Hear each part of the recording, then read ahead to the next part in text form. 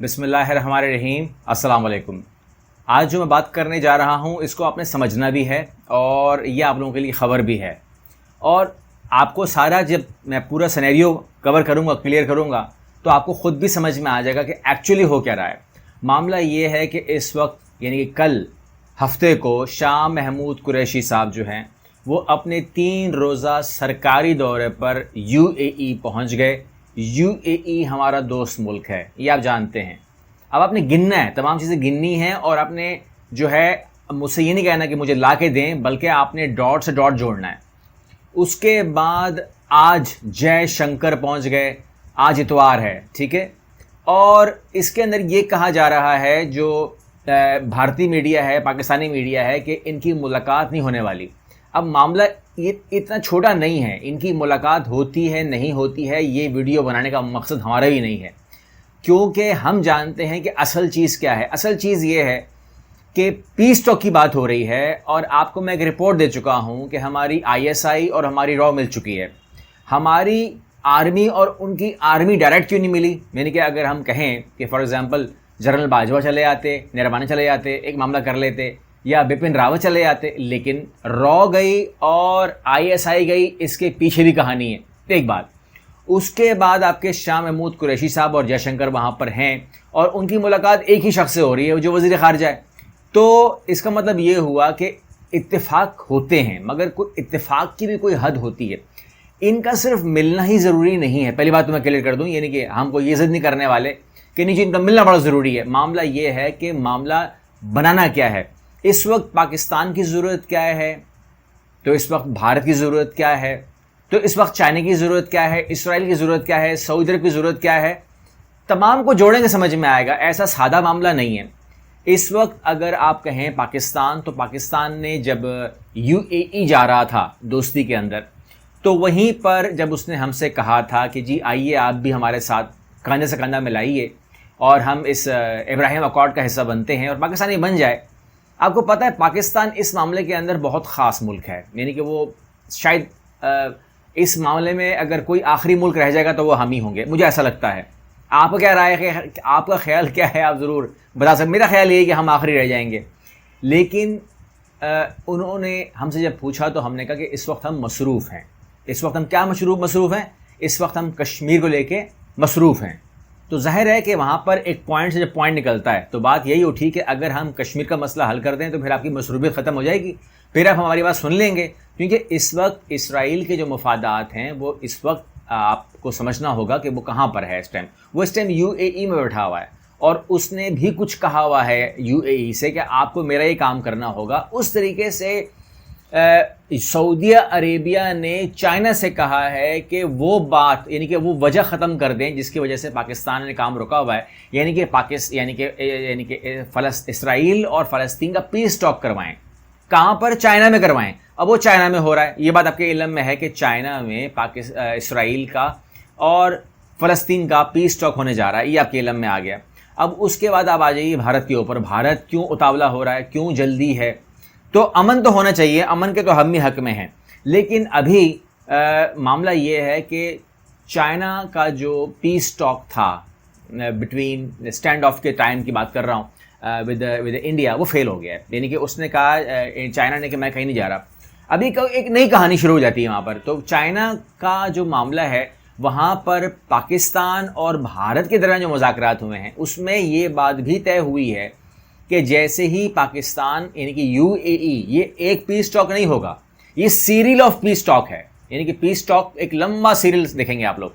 तो उसमें ये होने वाला है कि जैसे ही पाकिस्तान की पीस टॉक इंडिया के साथ UAE करवा देगा, उसके बाद एक और पीस टॉक शुरू होगी जिसमें मीडिएटर पाकिस्तान है। यानी कि आप इसको आपने दिमाग में रखना है, पाकिस्तान मीडिएटर होगा और 2 पार्टियां होंगी, इंडिया एंड चाइना। इंडिया चाहता है कि मेरी पीस टॉक करवाएं आप चाइना के साथ, जान छुड़ाएं मेरी। यानी कि वो ये जो स्टैंड ऑफ का चक्कर है, ख़ासतौर पर जो साइबर अटैक्स हैं और जो कुछ भी है, मुझे दिमाग से निकाल दे। यानी कि इंडिया, आप कह सकते हैं एक तीर से 2 शिकार कर लेगा, कोई बुरी बात नहीं है। अगर वो कर सकता है, करना चाहता है और उसके पास ये अपॉर्चुनिटी है तो वो कर ले कि वो एक ही तीर में पाकिस्तान का दोस्ती भी कर लेगा। यानी कि एक ख़तरा, एक मास बंद हो जाता है और वहीं पर जो है वो चाइना के साथ अगर उसकी दोस्ती पाकिस्तान करवा देता है, और ये तो बहुत ज़बरदस्त बात उसके लिए हो जाएगी, यानी कि जान छुटी, उसके सर पे दो ही तो मुसीबतें हैं ना, इन्होंने तंग करके रखा हुआ, तो ये ख़त्म हो जाएगा, तो चाइना भारत जान छुट जाती है। पाकिस्तान को हल चाहिए, और वो है हल कहाँ पर, और वो है हल सीधा कश्मीर का हल। अब मैं जिस मौजू पे बात ज़्यादा नहीं करता हूँ, और मैं हमेशा ही मैं इशारों में बात करता हूँ, और मैं अक्सर मौजू के अंदर गायब कर देता हूँ एक चीज़ को। आज भी मैं डिटेल में नहीं जाने वाला, लेकिन मैं इशारों किनारों में बोल रहा हूँ, चाहे इसे कोई भी सुन ले और कोई भी सब बात को मतलब निकाल लेंगे, मतलब निकालना तो आप लोगों की मर्ज़ी है। वो ये है कि पाकिस्तान और भारत को कश्मीर का मसला वैसे भी अब हल कर देना चाहिए, इस पॉइंट पर लड़ना नहीं चाहिए, वरना ये ना हो कि आज हल कर लें, बहुत लेट हो चुके हैं, मगर आप आज हल कर लें इसको। वैसे दुश्मनी करें, दोस्ती करें, जो आपकी मर्जी करें, मगर कश्मीर के मसले पे मत करें, ये मेरा आपको मशवरा है, ठीक है ना। क्योंकि जिस तरीके से पाकिस्तान लगा हुआ है और भारत लगा हुआ है, ये बात बहुत आगे निकल चुकी है, और एक माइंड पाकिस्तानियों का है पाकिस्तान के लिए, एक माइंड है इंडिया का भारत का भारतीयों के लिए, इस तरीके से एक माइंड है कश्मीर का कश्मीरियों के लिए, कश्मीरियों का कश्मीर के लिए। तो इन तमाम बातों को, रियलिस्टिक मामलात को भी समझना होगा, और आप लोग याद रखिए कि जिस तरीके से पाकिस्तान और भारत मामले को इतना खींच गया है, ये दोनों के लिए ठीक नहीं है, मैं आपको बता रहा हूँ, दोनों के लिए ठीक नहीं है। इसको ख़त्म करें तो अच्छा है, उसके बाद दोस्ती करें ना करें, कारोबार करें ना करें, आप लोग की मर्जी है, मगर अगर आप मेरी बात समझ रहे हैं तो इसका एक्शन फ़ौरन ले लें। अब एक दूसरा मसला शुरू होता है, वो है सार्क का।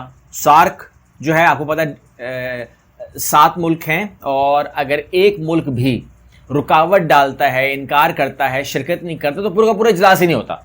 अब उसके अंदर जो सबसे प्रॉब्लम क्रिएट हुई है वो ये हुई है कि पिछले 5 सालों से भारत ने रोकड़ा अटकाया हुआ है, वो मीटिंग होने देता ही नहीं है, और इस वजह से सार्क जो है वो डूबते जा रहा है, रुकते जा रहा है। पाकिस्तान चाहता है कि ये बिल्कुल एक्टिव ग्रुप हो, क्योंकि अभी नए ग्रुप आ रहा है, क्वाड आ रहा है, ये आ रहा है, वो आ रहा है।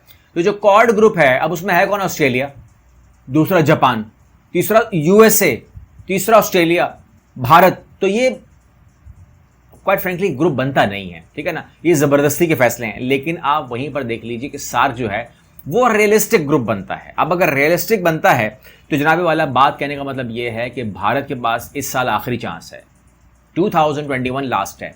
अगर वो इस्लामाबाद की कॉल के ऊपर, अगर प्राइम मिनिस्टर मोदी पाकिस्तान आ जाते हैं, तो सार्क रहेगा मोदी की वजह से या भारत के फैसले की वजह से, भारत जो है वो सार्क से निकाल दिया जाएगा। ये मैं क्वाइट फ्रेंकली कह रहा हूँ, अब ये राज नहीं है, क्योंकि पहले ये राज था, अब राज नहीं है। और आपको मैंने लास्ट वीडियो में कभी भी नाम नहीं लिया, मैं आपको नाम ले देता हूँ।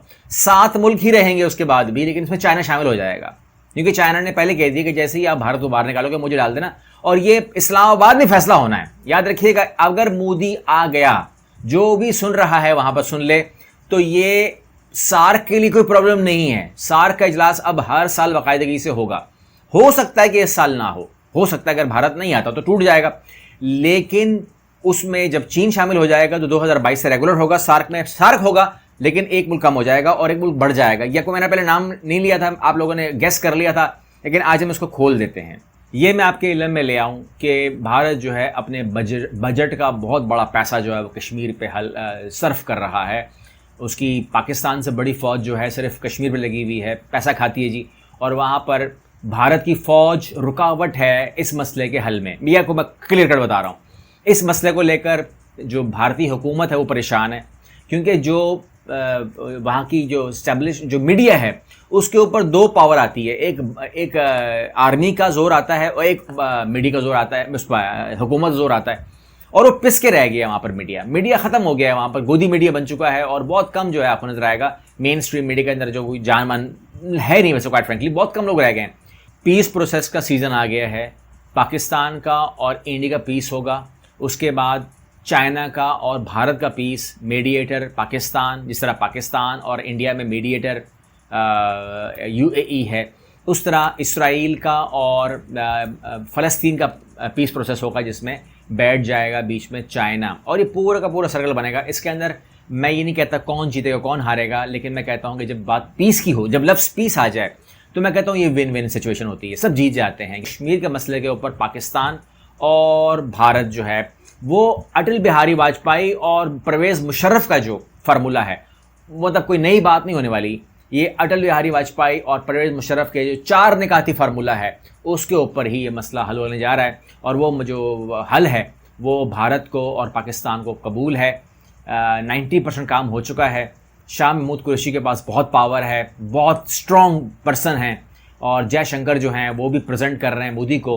कमज़ोर तो वो भी नहीं है, एक बहुत पुराने इंसान है, मंजे हुए इंसान है, और उनकी ज़बान भी जो है ज़ाहिर है वो भी डिक्टेशन लेकर आए हुए हैं, सुन कर आए हुए हैं क्या बोलना क्या करना क्या है। तो मेरे ख़्याल में बहुत बड़े फ़ैसले जो हैं अनकरीब आने वाले दिनों में, अनकरीब मतलब कोई डेट नहीं दे रहा हूँ, लेकिन अनकरीब आप लोग बहुत बड़े सरप्राइज़ जो है वो सुनेंगे। हो सकता है तकरीब का इनकाद भी UAE में ही हो। तो इंशाल्लाह अगली वीडियो में मिलते हैं। अल्लाह हाफ़िज़।